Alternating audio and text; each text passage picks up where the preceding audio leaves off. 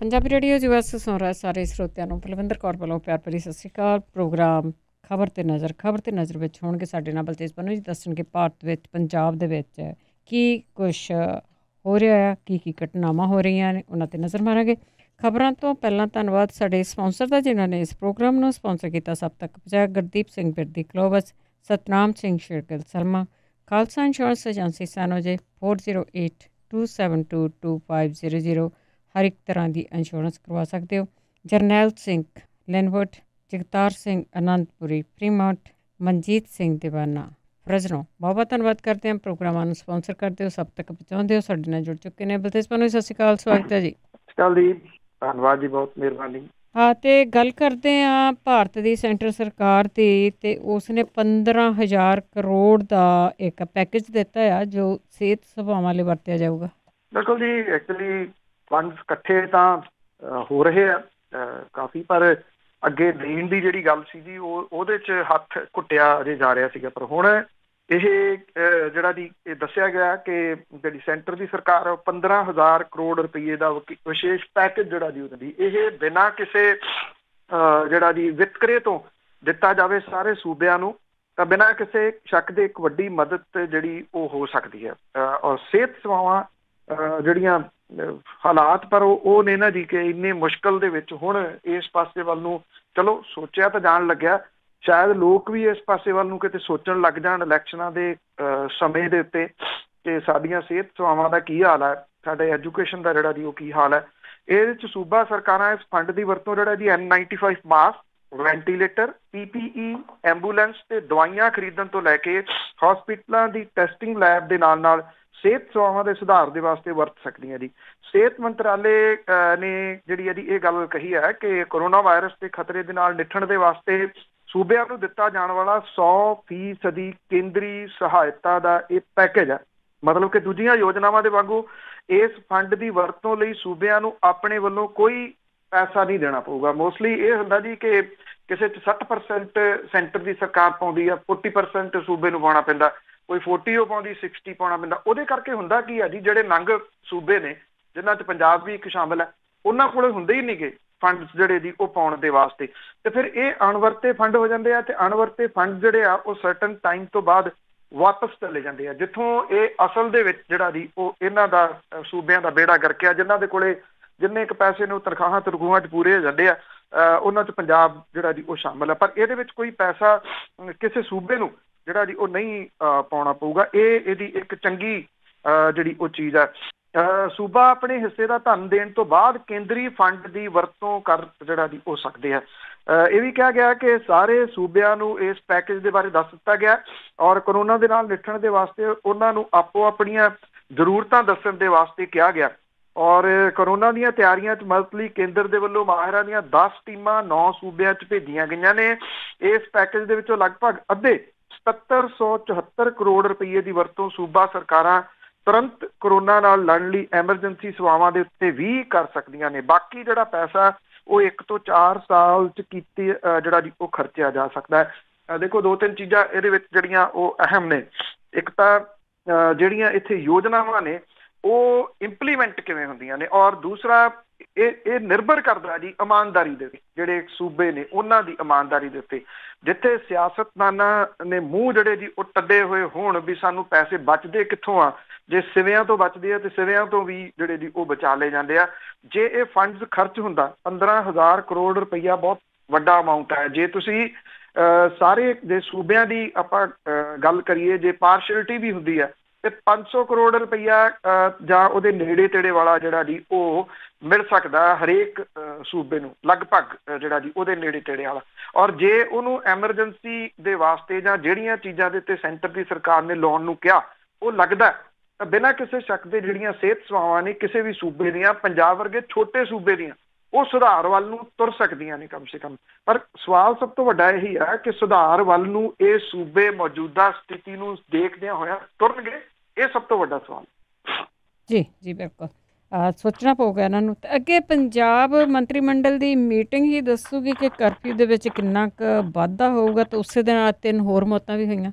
ਅੱਜ ਜਿਹੜੀ ਇਹ ਪੰਜਾਬ ਵਜ਼ਾਰਤ ਦੀ ਮੀਟਿੰਗ ਆ ਜੀ, ਵੀਡੀਓ ਕਾਨਫਰੰਸਿੰਗ ਦੇ ਰਾਹੀਂ ਇਹ ਮੀਟਿੰਗ ਹੋਊਗੀ। ਇੱਕ ਤਾਂ ਜਿਹੜੀ ਕਣਕ ਦੀ ਵਾਢੀ ਆ ਗਈ ਉਹਦੇ ਉੱਤੇ ਹੋਣੀ ਆ, ਦੂਜਾ ਜਿਹੜਾ ਕੱਲ ਨੂੰ, ਕਿਉਂਕਿ ਜਦੋਂ 11 ਅਪ੍ਰੈਲ ਹੈ, ਕੱਲ ਨੂੰ ਕੇਂਦਰ ਨੇ ਮੁੱਖ ਮੰਤਰੀਆਂ ਦੇ ਨਾਲ ਗੱਲਬਾਤ ਕਰਨ ਤੋਂ ਬਾਅਦ ਲਾਕਡਾਊਨ ਤੇ ਕਰਫਿਊ ਦੇ ਬਾਰੇ ਦੇ ਵਿੱਚ ਵੀਡੀਓ ਕਾਨਫਰੰਸਿੰਗ ਕਰਨੀ ਹੈ। ਉਦੋਂ ਬਾਅਦ ਕੇਂਦਰ ਦੀ ਸਰਕਾਰ ਨੇ ਫੈਸਲਾ ਲੈਣਾ। ਜਿਹੜਾ ਉੜੀਸਾ, ਉਹਨੇ ਇਹ ਫੈਸਲਾ ਆਲਰੇਡੀ ਜਿਹੜਾ ਜੀ ਉਹ ਲੈ ਲਿਆ। ਉੜੀਸਾ ਨੇ ਇਹ ਜਿਹੜਾ ਕਰਫਿਊ ਹੈ ਜੀ 30 ਤਰੀਕ ਤੱਕ ਵਧਾ ਦਿੱਤਾ। ਇਹ ਵੀ ਕਿਹਾ ਜਾ ਸਕਦਾ ਹੈ ਕਿ ਕੇਂਦਰ ਦੀ ਸਰਕਾਰ ਜਿਹੜੀ ਆ ਉਹ ਕੁਝ ਸੂਬਿਆਂ ਤੋਂ ਪਹਿਲਾਂ ਅਜਿਹੇ ਫੈਸਲੇ ਕਰਵਾ ਸਕਦੀ ਹੈ ਜਿੱਥੇ ਕਰਫਿਊ ਆ ਕਮ ਸੇ ਕਮ। ਇਹਦੇ 'ਚ ਪੰਜਾਬ ਵੀ ਸ਼ਾਮਲ ਹੈ। ਮਤਲਬ ਕਿ ਪੰਜਾਬ ਕੇਂਦਰ ਦੀ ਸਰਕਾਰ ਦੇ ਨਾਲ ਗੱਲ ਕਰਨ ਤੋਂ ਪਹਿਲਾਂ 30 ਤਰੀਕ ਤੱਕ ਇਹ ਕਰਫਿਊ ਵਧਾ ਸਕਦਾ, ਜਿਹਦੇ ਚਾਂਸਸ ਨੇ ਅੱਜ ਜਿਹੜੇ ਜੀ। ਉਹਦਾ ਰੀਜ਼ਨ ਹੈ, ਇੱਕ ਵੱਡਾ ਰੀਜ਼ਨ ਇਹ ਆ ਕਿ ਜੇ ਤਾਂ ਸਥਿਤੀ ਜਿਹੜੀ ਉਹ ਸੁਧਰ ਰਹੀ ਦੀਦੀ ਹੋਵੇ, ਕਿ ਸਥਿਤੀ ਸੁਧਾਰ ਵੱਲ ਨੂੰ ਆ, ਹੁਣ ਨਵੇਂ ਕੇਸ ਆਉਣੇ ਬੰਦ ਹੋ ਗਏ, ਮੌਤਾਂ ਹੋਣੀਆਂ ਬੰਦ ਹੋ ਗਈਆਂ, ਫਿਰ ਤਾਂ ਜਿਹੜਾ ਜੀ ਉਹ ਕਰਫਿਊ ਚੁੱਕਣ ਵੱਲ ਨੂੰ ਤੁਰਿਆ ਜਾ ਸਕਦਾ। ਜਦੋਂ ਇਹ ਹੋ ਹੀ ਨਹੀਂ ਰਿਹਾ ਅਜਿਹਾ ਕੁਛ, ਔਰ ਜਿਹੜਾ ਅੰਕੜਾ ਹੈ ਜੀ ਉਹ ਵੱਧ ਰਿਹਾ। 11 ਮੌਤਾਂ ਹੋ ਚੁੱਕੀਆਂ ਹੋਈਆਂ ਨੇ ਪੰਜਾਬ ਦੇ ਵਿੱਚ। 24 ਘੰਟਿਆਂ ਦੇ ਵਿੱਚ 24 ਨਵੇਂ ਕੇਸ ਜਿਹੜੇ ਜੀ ਉਹ ਆਏ ਆ। ਮਤਲਬ ਕਿ ਜਿਹੜੀ ਪੰਜਾਬ ਦੀ ਸੂਈ ਆ ਉਹ ਪਰ ਘੰਟੇ ਦੇ ਹਿਸਾਬ ਦੇ ਨਾਲ ਗਿਣਨੀ ਸ਼ੁਰੂ ਹੋ ਗਈ ਕਿ 1 ਘੰਟੇ ਦੇ ਵਿੱਚ ਇੱਕ ਮਰੀਜ਼ ਜਿਹੜਾ ਉਹ ਆ ਰਿਹਾ। 130 ਜਿਹੜੇ ਜੀ ਉਹ ਹੋ ਗਏ। ਮੁਲਕ ਪੱਧਰ ਦੇ ਉੱਤੇ ਵੀ ਜਿਹੜਾ ਜੀ ਉਹ ਅੰਕੜਾ ਬਥੇਰਾ ਜਿਹੜਾ ਉੱਪਰ ਨੂੰ ਜਾ ਰਿਹਾ। ਔਰ ਮੁਲਕ ਪੱਧਰ ਦੇ ਉੱਤੇ ਜੇ ਆਪਾਂ ਗੱਲ ਕਰੀਏ ਤਾਂ 6000 ਨੂੰ ਕ੍ਰਾਸ ਕਰ ਗਿਆ। ਜੇ ਆਪਾਂ COVID-19 ਟਰੈਕਰ ਆ ਜਿਹੜਾ, ਜੇ ਉਹਦੇ ਹਿਸਾਬ ਦੇ ਨਾਲ ਗੱਲ ਕਰੀਏ, ਸਰਕਾਰੀ ਜਿਹੜੇ ਆ ਜੀ ਉਹ 5800 ਨੂੰ ਟੱਪਣ ਦੀ ਗੱਲ, ਜਿਹੜੀ 5865 ਦੀ ਗੱਲ ਕਰਦੇ ਆ। ਮੌਤਾਂ ਦੀ ਗਿਣਤੀ ਜਿਹੜੀ ਜੀ ਉਹ 170 ਹੋ ਚੁੱਕੀ ਹੋਈ ਆ। ਔਰ ਵੱਖ-ਵੱਖ ਸੂਬਿਆਂ ਦੀ ਜੇ ਗੱਲ ਕਰੀਏ, ਜਿਵੇਂ ਮੈਂ ਤੁਹਾਨੂੰ ਕਿਹਾ ਕਿ ਉੱਥੋਂ ਜਿਹੜਾ ਜੀ ਕੱਲ ਤੱਕ, ਜਦੋਂ ਤੱਕ ਸੈਂਟਰ ਦੀ ਸਰਕਾਰ ਇਹ ਫੈਸਲਾ ਕਰਦੀ ਹੈ ਕੋਈ, ਜੇ 5-6 ਸੂਬੇ ਇਹਨੂੰ ਵਧਾ ਦਿੰਦੇ ਆ, ਫਿਰ ਸੈਂਟਰ ਦੀ ਸਰਕਾਰ ਨੂੰ ਸੌਖਾ ਰਹਿਣਾ ਲੋਕਡਾਊਨ ਵਧਾਉਣਾ।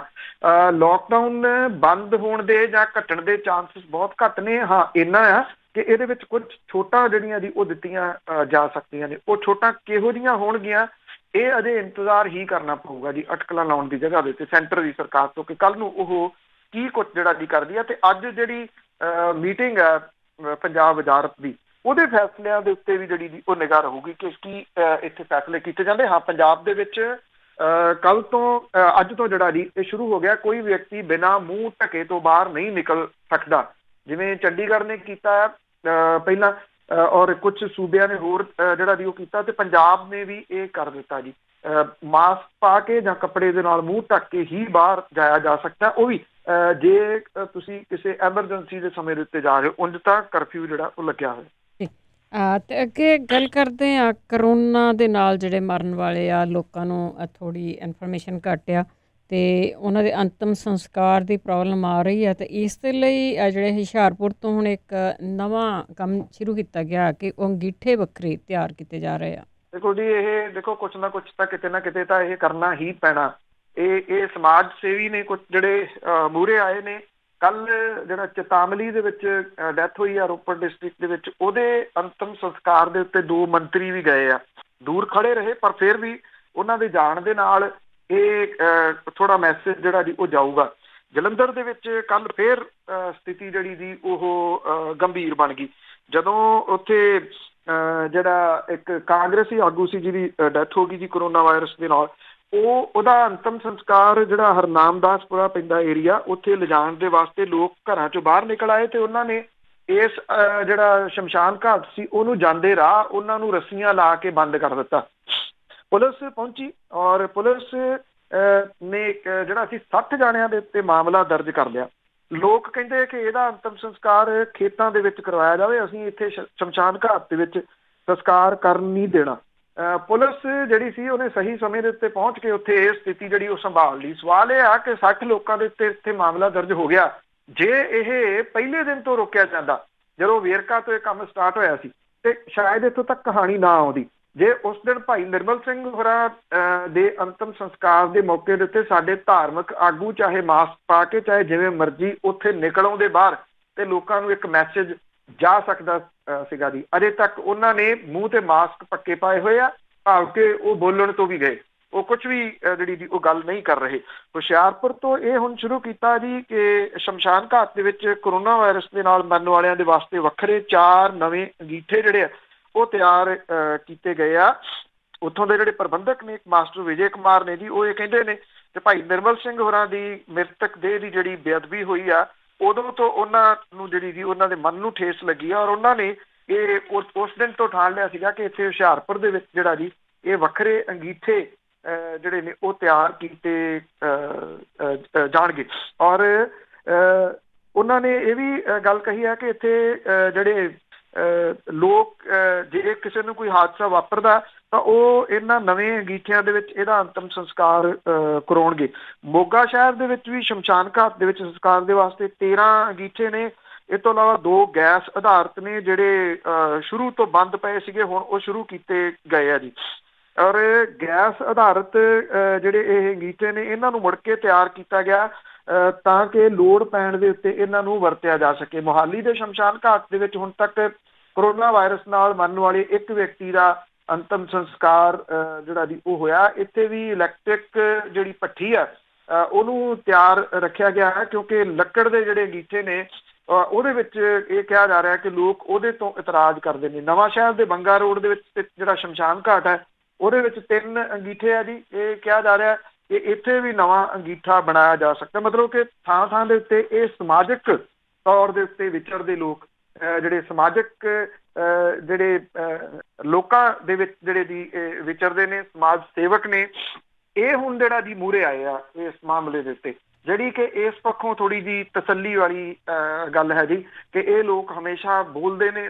ਸਮੱਸਿਆ ਖੜੀ ਹੋਈ, ਸਿਆਸੀ ਲੋਕਾਂ ਨੂੰ ਬੋਲਣਾ ਚਾਹੀਦਾ ਸੀ। ਸਿਆਸੀ ਲੋਕਾਂ ਤੋਂ ਪਹਿਲਾਂ ਕਿਉਂਕਿ ਇਹ ਮਾਮਲਾ ਭਾਈ ਨਿਰਮਲ ਸਿੰਘ ਹੋਰਾਂ ਤੋਂ ਸ਼ੁਰੂ ਹੋਇਆ ਸੀ, ਇਹ ਧਾਰਮਿਕ ਜਿਹੜੇ ਆਗੂ ਨੇ ਉਹਨਾਂ ਨੂੰ ਇਸ ਮਸਲੇ ਦੇ ਉੱਤੇ ਮੂਹਰੇ ਆਉਣਾ ਚਾਹੀਦਾ ਸੀ, ਨਹੀਂ ਆਏ। ਉਹ ਲੋਕ ਅੰਦਰ ਵੜ ਗਏ। ਜਿੱਥੋਂ ਇਹ ਕਹਾਣੀ ਇੱਥੋਂ ਤੱਕ ਚਲੇਗੀ ਕਿ ਰੋਜ਼ ਖਬਰ ਇਸ ਤਰ੍ਹਾਂ ਦੀ ਆਉਣ ਲੱਗੀ। ਤਾਂ ਕੱਲ ਵੀ ਗੱਲ ਕੀਤੀ ਸੀ, ਉਸਮਾਨਪੁਰਾ ਦੇ ਵਿੱਚ ਇੱਕ ਜਿਹੜੀ ਪ੍ਰਵਾਸੀ ਮਜ਼ਦੂਰ ਔਰਤ ਹੈ ਉਹਦਾ ਅੰਤਮ ਸੰਸਕਾਰ ਨਹੀਂ ਕਰਨ ਦਿੱਤਾ ਗਿਆ, ਹਾਲਾਂਕਿ ਉਹ ਕਰੋਨਾ ਵਾਇਰਸ ਤੋਂ ਪੀੜਤ ਨਹੀਂ ਸੀ। ਇਹਦੇ ਬਾਵਜੂਦ ਜਿਹੜਾ ਜੀ ਉਹ ਇਸ ਤਰ੍ਹਾਂ ਕੀਤਾ ਗਿਆ। ਬਰਨਾਲੇ ਦੇ ਵਿੱਚ ਮਹਿਲ ਕਲਾਂ ਦੀ ਔਰਤ ਜਿਹੜੀ ਸੀ ਜਿਹਦੀ ਕੱਲ ਮੌਤ ਹੋਈ ਲੁਧਿਆਣੇ ਦੇ ਵਿੱਚ, ਉਹਦਾ ਅੰਤਮ ਸੰਸਕਾਰ ਜਦੋਂ ਕੱਲ ਸ਼ਾਮੀ ਕੀਤਾ ਗਿਆ ਤੇ ਪ੍ਰਸ਼ਾਸਨ ਨੇ ਪਹਿਲਾਂ ਪ੍ਰਬੰਧ ਕਰ ਲਏ।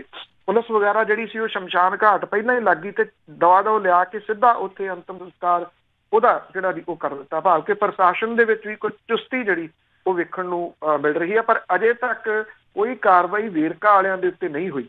ਉਹ ਹੋਣੀ ਵੀ ਨਹੀਂ ਗਈ ਜੀ ਕਿਉਂਕਿ ਉਹਨਾਂ ਦੀ ਪਹੁੰਚ ਬਹੁਤ ਆ।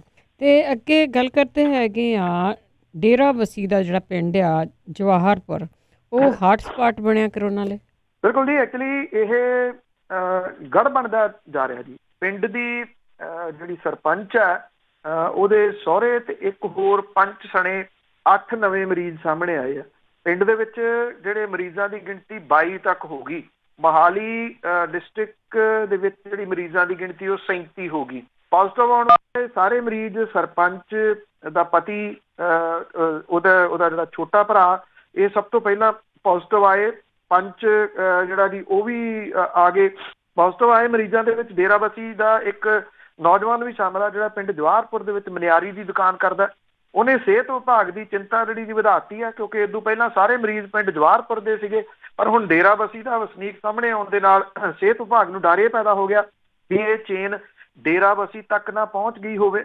ਪਿੰਡ ਜਵਾਹਰਪੁਰ ਦੇ 22 ਮਰੀਜ਼ਾਂ ਦੇ ਵਿੱਚ ਪਿੰਡ ਦੀ ਸਰਪੰਚ, 3 ਪੰਚ, ਸਰਪੰਚ ਦਾ ਪਤੀ, ਬਲਾਕ ਸਮਿਤੀ ਮੈਂਬਰ, ਕਾਂਗਰਸੀ ਆਗੂ ਜਿਹੜਾ ਜੀ ਉਹਦੇ ਛੋਟਾ ਜਿਹੜਾ ਭਰਾ ਉਹ ਸ਼ਾਮਲ ਨੇ।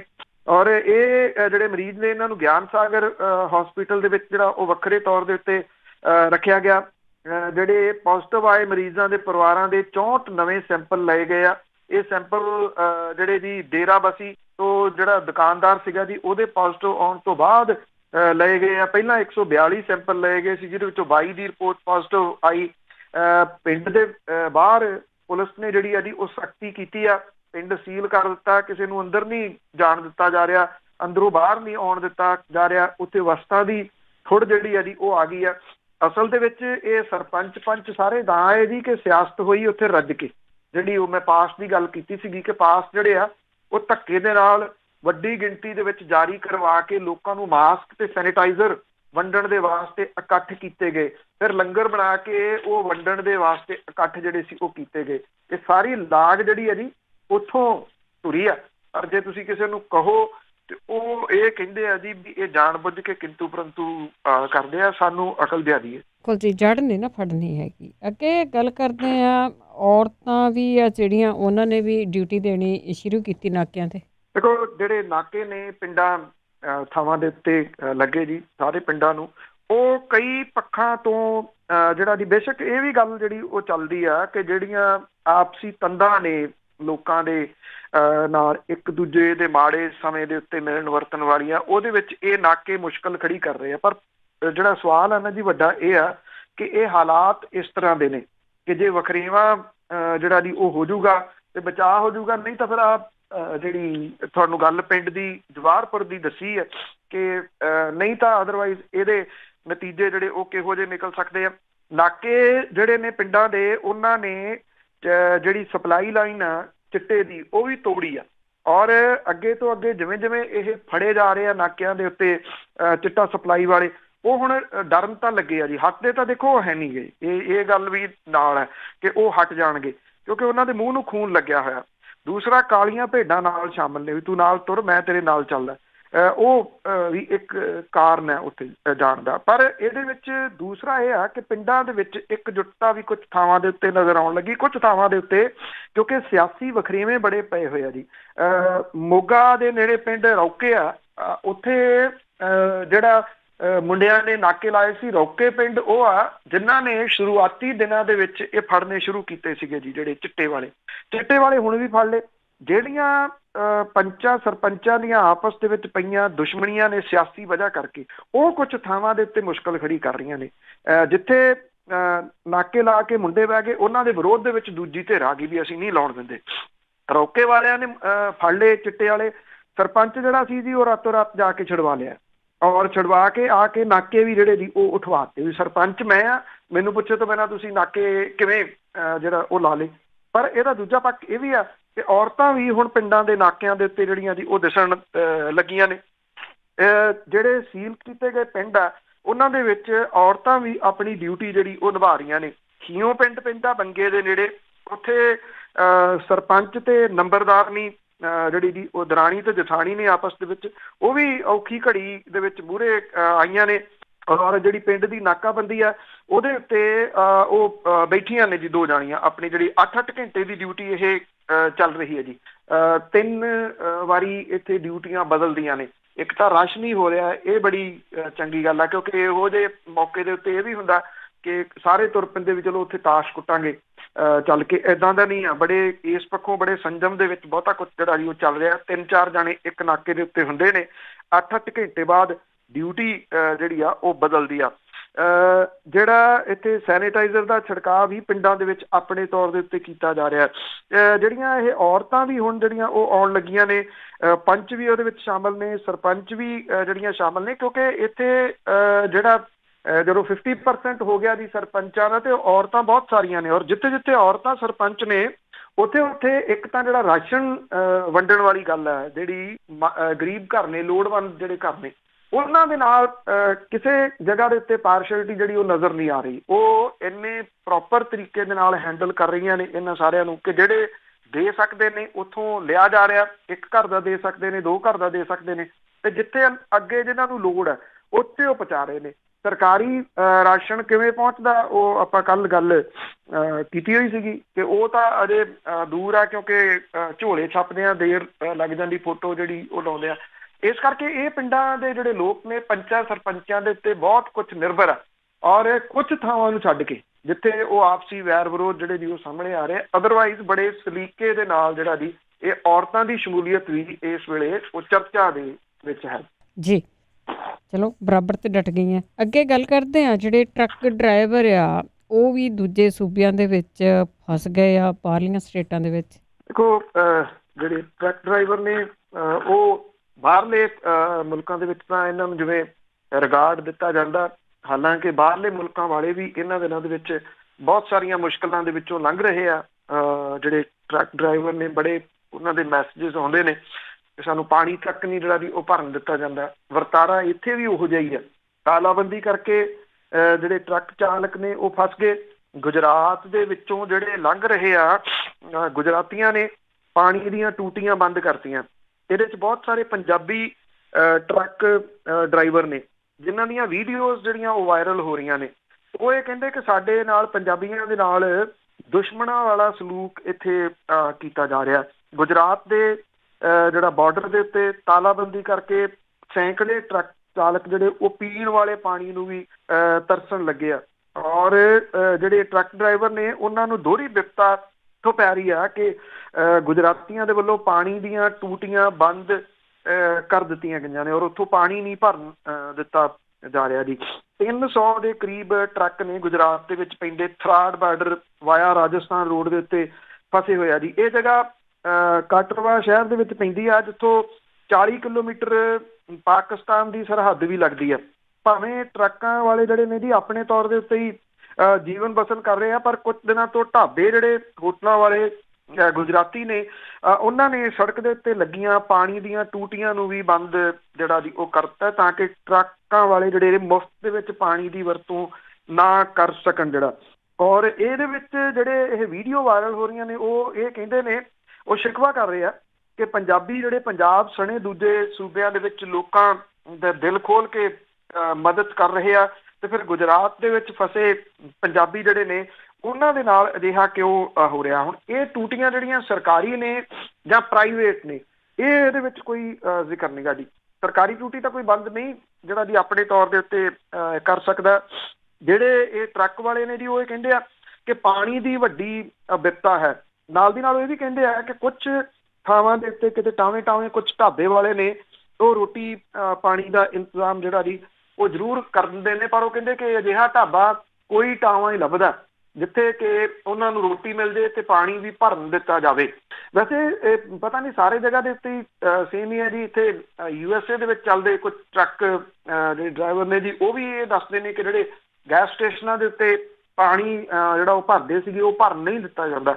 ਸ਼ਾਇਦ ਇਹਦਾ ਰੀਜ਼ਨ ਇਹ ਹੋਵੇ ਕਿ ਜਿਹੜਾ ਜੀ ਇਹ ਟੂਟੀ ਨੂੰ ਹੱਥ ਲੱਗਦੇ ਨੇ, ਉਹ ਇੱਕ ਰੀਜ਼ਨ ਹੋ ਸਕਦਾ ਹੈ ਕਿ ਹੋਵੇ। ਚਲੋ ਉਹ ਤਾਂ ਸੈਨੀਟਾਈਜ਼ ਵਗੈਰਾ ਕਰਦੇ ਨੇ ਬਾਹਰਲੇ ਮੁਲਕਾਂ ਦੇ ਵਿੱਚ, ਇੱਥੇ ਇਸ ਤਰ੍ਹਾਂ ਦਾ ਕੋਈ ਸੈਨੀਟਾਈਜ਼ਰ ਜਿਹੜਾ ਜੀ ਉਹ ਨਹੀਂ ਹੈਗਾ।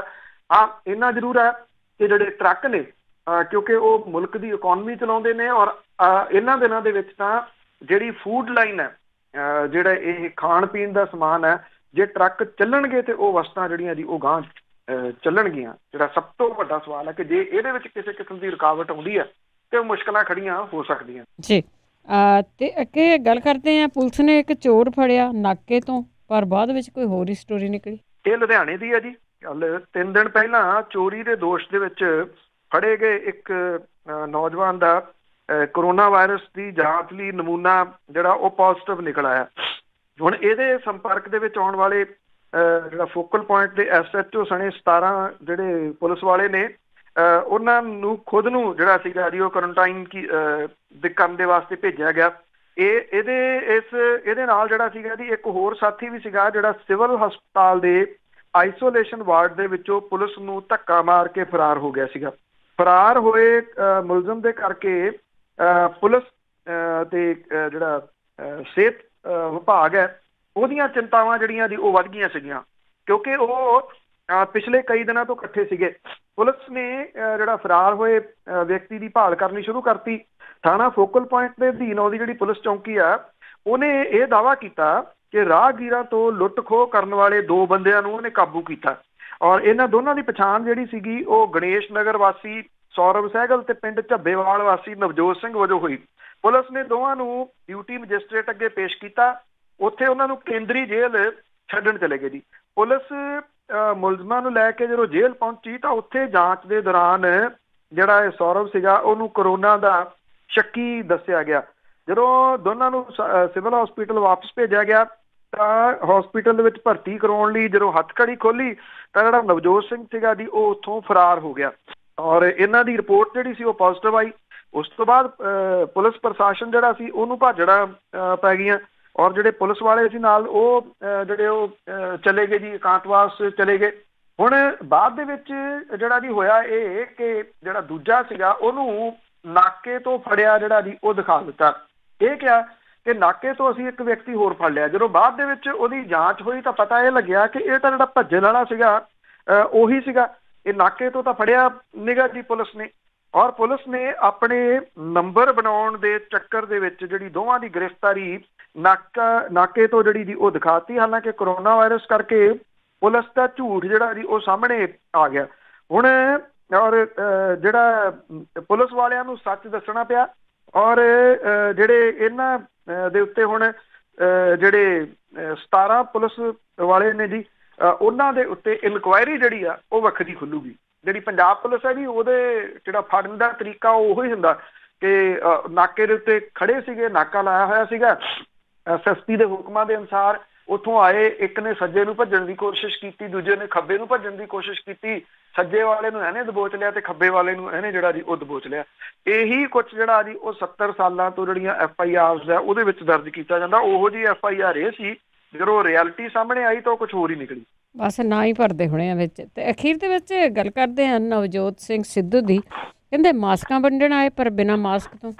ਇੱਕ ਤਾਂ ਜੀ ਨਵਜੋਤ ਸਿੰਘ ਸਿੱਧੂ ਹੋਰਾਂ ਨੇ ਜਿਹੜੀ ਆਪਣੀ ਹੀ ਸਰਕਾਰ ਹੈ ਉਹਦੇ ਉੱਤੇ ਜਿਹੜੇ ਵੀਡੀਓ ਦੇ ਰਾਹੀਂ ਕੁਛ ਨਵੇਂ ਦੋਸ਼ ਲਾਏ ਆ। ਜਿਹੜੇ ਦੋਸ਼ ਇਸ ਤਰ੍ਹਾਂ ਦੇ ਲਾਏ ਆ ਕਿ ਇੱਥੇ ਟੈਸਟਿੰਗ ਜਿਹੜੀ ਉਹ ਨਹੀਂ ਹੋ ਰਹੀ। ਇਹ ਗੱਲ ਵੀ ਜਿਹੜੀ ਜੀ ਉਹ ਸਹੀ ਹੈ। ਇਹ ਉਹਨਾਂ ਨੇ ਇਹ ਗੱਲ ਕਹੀ ਆ ਕਿ ਜਦੋਂ ਜਿਹੜਾ 3 ਕਰੋੜ ਦੀ ਆਬਾਦੀ ਵਾਲਾ ਪੰਜਾਬ ਹੈ, ਉਹਦੇ ਵਿੱਚ ਜਿਹੜੀ ਸਕਰੀਨਿੰਗ ਤਾਂ ਹੋ ਨਹੀਂ ਰਹੀ ਕਿਸੇ ਦੀ, ਨਾ ਟੈਸਟ ਜਿਹੜੇ ਆ ਜੀ ਉਹ ਕੀਤੇ ਜਾ ਰਹੇ ਆ। ਹਾਲਾਂਕਿ ਹੁਣ ਸਿਹਤ ਮੰਤਰੀ ਨੇ ਇਹ ਗੱਲ ਜ਼ਰੂਰ ਕਹੀ ਆ ਕਿ ਰੋਜ਼ 800 ਟੈਸਟ ਜਿਹੜੇ ਆ ਜੀ ਉਹ ਕਰੋਨਾ ਦੇ ਕੀਤੇ ਜਾਣਗੇ। 22 ਡਿਸਟ੍ਰਿਕਟ ਨੇ, 22 ਜ਼ਿਲ੍ਹਿਆਂ ਦੇ ਵਿੱਚ ਜੇ ਆਪਾਂ 800 ਨੂੰ ਜਿਹੜਾ ਜੀ ਉਹ ਤਕਸੀਮ ਕਰੀਏ ਤੇ ਤੁਸੀਂ ਅੰਦਾਜ਼ਾ ਲਾ ਲਓ ਕਿੰਨੇ ਇੱਕ ਡਿਸਟ੍ਰਿਕਟ ਦੇ ਵਿੱਚ ਜਿਹੜਾ ਜੀ ਉਹ ਹੋਣਗੇ। 800 ਟੈਸਟ ਕੋਈ ਬਹੁਤ ਜ਼ਿਆਦਾ ਨਹੀਂ ਗੇ। 800 ਟੈਸਟ ਪਰ ਜਿਹੜਾ ਡਿਸਟ੍ਰਿਕਟ ਦੇ ਵਿੱਚ ਹੋਣ ਤੇ ਗੱਲ ਮੰਨੀ ਜਾ ਸਕਦੀ ਹੈ। ਟੈਸਟ ਵਗੈਰਾ ਕੋਈ ਨਹੀਂ ਇੱਥੇ ਜਿਹੜਾ ਜੀ ਉਹ ਹੋ ਰਹੇ। ਸਿੱਧੂ ਸਾਹਿਬ ਦੀ ਗੱਲ ਇਹ ਜਿਹੜੀ ਉਹ ਸਹੀ ਹੈ ਕਿ ਟੈਸਟ ਹੋਣੇ ਚਾਹੀਦੇ ਆ। ਦੂਜੇ ਪਾਸੇ ਇਹ ਆ ਕਿ ਤੁਸੀਂ ਜਦੋਂ ਸਵਾਲ ਉਠਾਉਂਦੇ ਹੋ ਉਹਦੇ 'ਚ ਤੁਸੀਂ ਕਿੰਨੇ ਪੂਰੇ ਹੋ। ਔਰ ਨਵਜੋਤ ਸਿੰਘ ਸਿੱਧੂ ਹੋਰੀ ਇੱਥੇ ਅੰਮ੍ਰਿਤਸਰ ਦੇ ਵਿੱਚ ਗੁਰੂ ਨਾਨਕ ਦੇਵ ਹਸਪੀਟਲ ਦੇ ਵਿੱਚ ਮਾਸਕ ਤੇ ਸੈਨੀਟਾਈਜ਼ਰ ਉਹਨਾਂ ਨੇ ਵੰਡੇ ਆ ਕੇ, ਔਰ ਉਹਨਾਂ ਨੇ ਇਹ ਕਿਹਾ ਕਿ ਜਿਹੜੇ ਡਾਕਟਰ ਨੇ ਉਹਨਾਂ ਨੂੰ ਉਹ PPE ਕਿੱਟ ਵੀ ਜਿਹੜੀ ਉਹ ਛੇਤੀ ਦੇਣਗੇ। ਉਹ ਮਾਸਕ ਵੰਡ ਰਹੇ ਸੀਗੇ ਨਵਜੋਤ ਸਿੰਘ ਸਿੱਧੂ ਹੋਰੀ, ਪਰ ਜਿਹੜੀ ਇਹਦੇ ਵਿੱਚ ਸਭ ਤੋਂ ਅਹਿਮ ਗੱਲ ਇਹ ਸੀ, ਨਾ ਉਹਨਾਂ ਨੇ ਖੁਦ ਗਲਵਜ਼ ਪਾਏ, ਨਾ ਉਹਨਾਂ ਨੇ ਜਿਹੜਾ ਜੀ ਉਹ ਮਾਸਕ ਪਾਇਆ। ਵੰਡਣ ਮਾਸਕ ਆਏ ਸੀ ਔਰ ਇਹ ਵੀ ਦੱਸ ਰਹੇ ਸੀ ਕਿ ਮਾਸਕ ਪਾਉਣ ਦਾ ਫਾਇਦਾ ਕੀ ਹੈ ਤੇ ਗਲਵਜ਼ ਪਾਉਣ ਦਾ ਜਿਹੜਾ ਜੀ ਉਹ ਫਾਇਦਾ ਕੀ ਆ। ਇਹਨਾਂ ਦਿਨਾਂ ਦੇ ਵਿੱਚ ਬਿਨਾਂ ਮਾਸਕ ਤੋਂ ਘੁੰਮਣ ਦੇ ਉੱਤੇ ਜਿਹੜੀ ਜੀ ਉਹ ਰੋਕ ਹੈ, ਖਾਸ ਤੌਰ ਦੇ ਉੱਤੇ ਹਸਪੀਟਲ ਦੇ ਵਿੱਚ।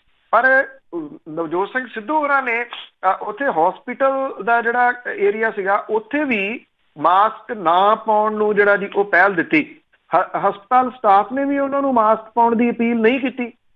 ਜਿਹੜਾ ਹਸਪੀਟਲ ਦਾ ਸਟਾਫ ਸੀ, ਕਿਉਂਕਿ ਮੁਸ਼ਕਲ ਇਹ ਆ ਜਾਂਦੀ ਹੈ ਕਿ ਉਹਨਾਂ ਨੂੰ ਪਤਾ ਕਿ ਉਹ MLAs ਨੇ ਔਰ ਆਗੂ ਨੇ, ਉਹ ਉਹਨਾਂ ਨੂੰ ਜਿਹੜਾ ਜੀ ਉਹ ਪੈ ਜਾਣਗੇ। ਨਹੀਂ ਤਾਂ ਜਿਹੜੇ ਇੱਥੇ ਦਰਜਾ 4 ਦੇ ਕਰਮਚਾਰੀ ਸੀਗੇ ਜੀ, ਉਹਨਾਂ ਨੇ ਮੰਗ ਪੱਤਰ ਦੇਣ ਦੀ ਉਹਨਾਂ ਨੂੰ ਕੋਸ਼ਿਸ਼ ਕੀਤੀ। ਉਹ ਮੰਗ ਪੱਤਰ ਉਹਨਾਂ ਨੇ ਲੈਣ ਤੋਂ ਜਿਹੜੀ ਸੀ ਉਹ ਨਾ ਕਰ ਦਿੱਤੀ। ਇਹਦੀ ਵੀਡੀਓ ਉਹਨਾਂ ਨੇ ਆਪਣੇ YouTube ਚੈਨਲ ਦੇ ਉੱਤੇ ਸਾਂਝੀ ਕੀਤੀ ਕਿ ਮੈਂ ਮਾਸਕ ਵੰਡ ਕੇ ਆਇਆ, ਤੇ ਉਹਦੇ ਵਿੱਚ ਇਹ ਦੇਖਿਆ ਜਾ ਸਕਦਾ ਜੀ ਕਿ ਨਾ ਉਹਨਾਂ ਨੇ ਮਾਸਕ ਪਾਇਆ, ਨਾ ਉਹਨਾਂ ਨੇ ਗਲਵਜ਼ ਜਿਹੜੇ ਜੀ ਉਹ ਪਾਏ ਆ। ਵੰਡਣ ਗਏ ਸੀਗੇ ਜੀ ਮਾਸਕ, ਪਰ ਆਪ ਉਹਦੇ ਵਿੱਚ ਪੂਰੇ ਨਹੀਂ ਸੀਗੇ। ਕਿਉਂਕਿ ਜਿਹੜੇ ਲੋਕ ਜਿਨ੍ਹਾਂ ਨੂੰ ਲੋਕ ਜਿਹੜੇ ਆ ਜੀ ਉਹ ਆਪਣਾ ਆਈਡੀਅਲ ਸਮਝਦੇ ਆ, ਉਹ ਇਹ ਸਮਝਦੇ ਆ ਕਿ ਆਹ ਬੰਦਾ ਜਿਹੜਾ ਜੀ ਮੇਰੇ ਵਾਸਤੇ ਖੜਾ। ਜੇ ਉਹ ਇਹ ਚੀਜ਼ਾਂ ਨਹੀਂ ਕਰ ਰਿਹਾ ਤਾਂ ਫਿਰ ਲੋਕਾਂ ਨੂੰ ਮੈਸੇਜ ਕਿਹੋ ਜਿਹਾ ਦਿੱਤਾ ਜਾ ਸਕਦਾ ਜੀ। ਸਵਾਲ ਇਹੀ ਸੀਗਾ। ਬਿਲਕੁਲ ਜੀ, ਫੋਟੋ ਜੋ ਖਿਚਾਉਣੀ ਤੇ ਮੂੰਹ ਠੀਕ ਨਹੀਂ ਸੀ ਆਉਣਾ। ਬਹੁਤ ਬਹੁਤ ਧੰਨਵਾਦ ਬਲਤੇਜ ਪੰਨੂ ਜੀ। ਮਿਹਰਬਾਨੀ ਜੀ, ਧੰਨਵਾਦ ਜੀ, ਸਤਿ ਸ਼੍ਰੀ ਅਕਾਲ ਜੀ। ਤੇ ਸਰੋਤੇ ਸਨ ਪੰਨੂ ਜੀ ਸਾਡੇ ਨਾਲ ਜੁੜਦੇ ਨੇ, ਕਰਦੇ ਨੇ ਖਬਰਾਂ। ਇਸੇ ਦੇ ਨਾਲ ਸਾਡਾ ਅੱਜ ਦਾ ਬੁਲੇਟਿਨ ਇੱਥੇ ਹੀ ਸਮਾਪਤ। ਬਲਵਿੰਦਰ ਕੌਰ ਵੱਲੋਂ ਆਪ ਸਭ ਨੂੰ ਪਿਆਰ ਭਰੀ ਸਤਿ ਸ਼੍ਰੀ ਅਕਾਲ।